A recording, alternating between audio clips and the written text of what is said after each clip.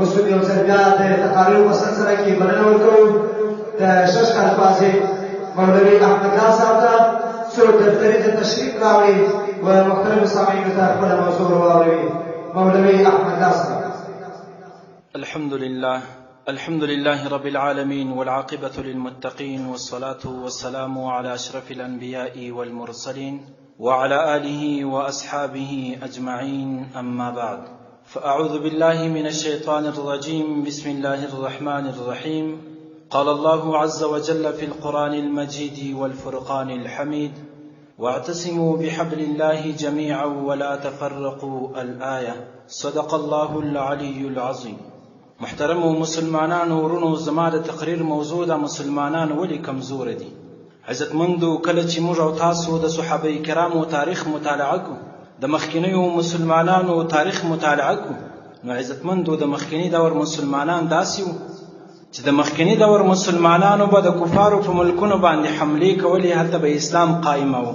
د مخکینی دور د مسلمانانو څخه کفار په هیره او په بیره کې وو. د مخکینی عصر مسلمانانو خپله یو رعب او دبدبه درلودله، خو اوس حال بدل دی، خبره برعکس ده. نن دا چې مسلمانان د کفارو په ملکونو باندې حمله وکړي، نن کفار د مسلمانانو په ملکونو باندې حملې کوي. نن دا چې کفار د مسلمانانو څخه وبېرېږي، نن مسلمانان کفر ته طمع لري او د کفارو څخه بیریږي.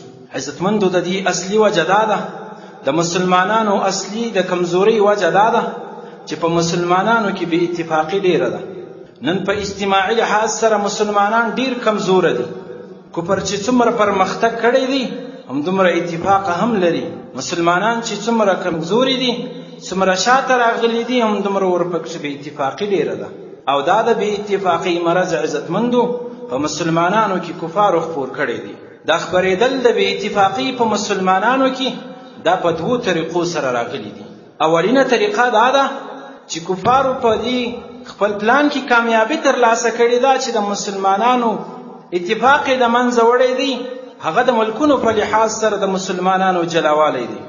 اسلامي ملکونه کفارو سره جلا کړل، د اسلامي ملکونو ترمنځ سرحدات او بونډیانې قائمې کړې، ترڅو د مسلمانانو اجتماعي اتفاق، د مسلمانانو یووالی، د مسلمانانو هغه یو د بل سره راسه درسه دا ختم سي.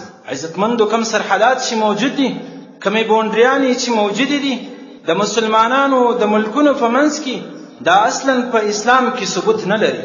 سرحد به یوازې د کافرانو سره د مسلمانانو موجود وي، نور به مسلمانان د یو بل سره راسه او درسه او مسلمانان به د یو بل سره غم شریکي لري. خدا کار کفارو د مسلمانانو په منځ کې ختم که او د بې اتفاقۍ راوستله او د مسلمانانو د یووالی در منځ یوړي. بله د بې اتفاقۍ لار کفارو په مسلمانانو دا استعمال کړې ده چې په مذهبي لحاظ ورته مختلفې فرقې پیدا کړي دي. په مذهب کې ورته مختلفې باطلې فرقې پیدا کړلې چې په دې سره د مسلمانانو اعتقادي د عقیدې په لحاظ بې اتفاقي راوستله. بعضی مسلمانان په یو چا پسې روان وي، یو رقم کردار او یو رقم قانون شروع کړی وي د ځانه څخه، بله ډله بیا په بله لار روان وي. هغه اصل طریقه د مسلمانانو څخه ورکه سوله، هغه اصل اتفاق هغه د مسلمانانو څخه ولاړی.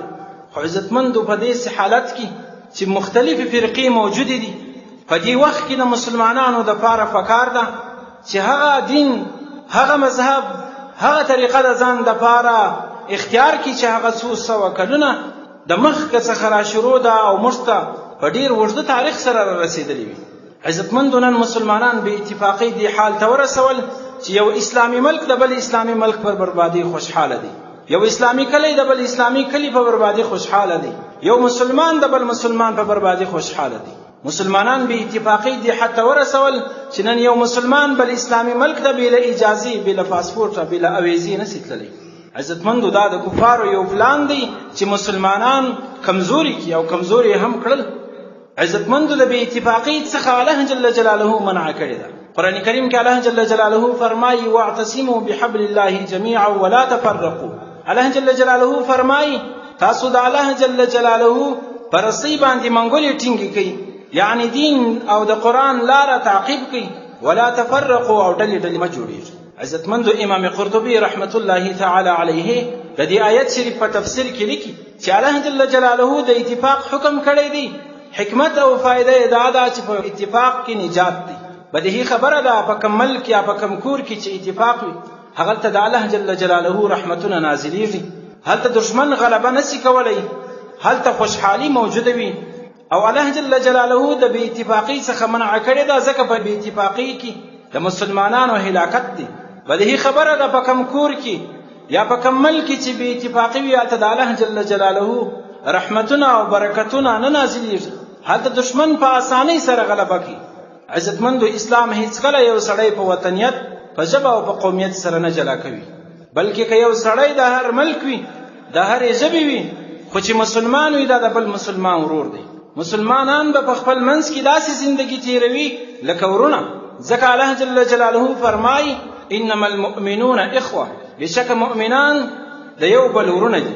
د حدیث شریف مفهوم دی، جناب نبی کریم صلی الله علیه و آله وسلم فرمایي یو مسلمان د بل مسلمان ورور دی، نه به ور باندې ظلم کوي او نه به ظالم ته پرېږدي. مطلب دا چې کله یو څوک مشر سي، ماتحت د کسان د تر امر لاندې راسي، نو په دې به ظلم نه کوي. او کچېرې په یو چا باندې په یو مسلمان باندې ظلم شروع وي نو هغه به د ظالم ظلم ته نه پرېږدي. داسې ورورګلوي، داسې غم شریکي پکار ده لکه څنګه چې صحابه کرامو کړي وو. عزتمندو کله چې د مکې مکرمې څخه او د نورو علاقو څخه صحابه کرامو هجرت وکړ، مدینې منورې ته لاړل. هلته انصارو او مهاجرو صحابه داسې د ورورګلوۍ زندگی وکړله چې نه د چا وطن ته وکتل، نه د چا قبیلې ته وکتل. نو ځکه الله جل جلاله د دې په باره کې فرمایي الشداء علی الکفار رحماء بینهم. صحابه کرام هغه خلکو کله به چې د دشمن سره، کله به چې د کافر سره مخ شول نو بیا د سختۍ څخه کار اخیستی، د خپلې بهادرۍ څخه کار اخیستی. خو کله به چې د خپلو مسلمانانو ورونو سره یو ځای شول نو بیا به په یو بل باندې رحم کوو. عزتمندو د نبي علیه الصلاة والسلام نه مخکې په عربو کې مختلف قسمه اختلافات موجود وو، د کلونو اختلافات پکې موجود وو. او عرب داسې خلکو د نبی علیه الصلاة والسلام د زمانې څخه مخکې چې په کشنیو خبرو به یې د یو بل وینې تویولې. خو کله چې اسلام قبول کړ ټول اختلافات ختم کړل او د اتفاق زندگی غوره کړله. د افسوس ځای دا دی، د افسوس خبره دا ده چې موږ خو مسلمانان یو، په یو اسلامي ملک، په یو اسلامي کورنۍ کې پیدا سوي یو، خو بیا هم په خپل منځ کې اختلافات لرو. په خپل منځ کې مو یو بل ته په زړه کې دشمنی ساتلی وي. دا د افسوس ځای دی چې موږ داسې مرض په زړونو کې لرو او د دې څخه باید اجتناب وکړو. عزتمندو په مخکنۍ زمانه کې هم د مسلمانانو د بې اتفاقۍ تاوانونو امثال موجود دي. په اوس عصر کې هم د مسلمانانو د بې اتفاقۍ تاوان هغه موجود دی. عزتمندو نن زمانه کې د مسلمانانو د بې اتفاقۍ په وجه باندې څو کاله مخکې زموږ بیت المقدس، زموږ مبارک مسجد، هغه د مسلمانانو د بې اتفاقۍ په وجه د کفارو لاس ته ولوېد. نن هم د بې اتفاقۍ هغه تاوان موږ ته رسېدلی دی چې عزتمندو نن اسلامي نظام دی خو بیا هم اسلامي احکامات معطل پاتې دي. دا د مسلمانانو د بې اتفاقۍ وجه ده. د بې اتفاقۍ څخه پرهیز ځکه پکار دی چې دا د کفارو یو پلان دی او دا موږ باید شنډو. خلاصه د بیان دا ده عزتمندو، یقینا دا مرض په موږ کې ستا او یقینا دا تاواني دی.